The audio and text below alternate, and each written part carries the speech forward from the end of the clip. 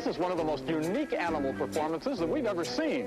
There are no humans on stage. The bears know what to do and when to do it. Apparently, without receiving commands, they're operated by remote control. It's almost like something out of science fiction. Now, this is animal psychologist Don Smith. Now, this, Jack, is our control panel where we control the doors, the feeders, the tones, the cues, and the signals which operate the entire bear show. Don, how do you attempt to train them? First of all, we condition the bears to the sound of the feeders operating. And this is conditioned Pavlovian style to feeder equals presentation of food. In fact, it's very similar to the way an animal is trained in the wild. You see, an animal is trained in the wild, for example, to catch a rabbit, because when he makes a mistake, the rabbit gets away.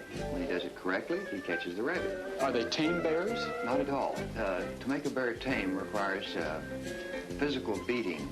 We've never touched them, and by no means have ever punished them. The trainer sits behind a one-way glass in a different room, you see, than the bear. It's all done remotely. Just as we're here now. Right. Consequently, we have the only trained wild bears in the world. And indeed, they are extremely dangerous. Something I was wondering as I was watching them, for instance, just made a basket. Who would believe such a thing could be done? Precision is the key word. We weigh their food every day.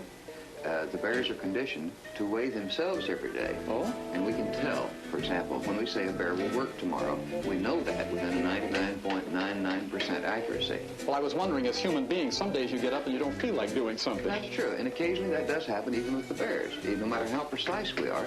And in that event, the bear is simply allowed to return to his cage. Do they enjoy doing this?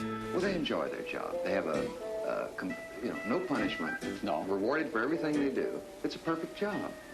Well, it sounds like it, too. And they enjoy it. Our only problem is getting them back into their cages.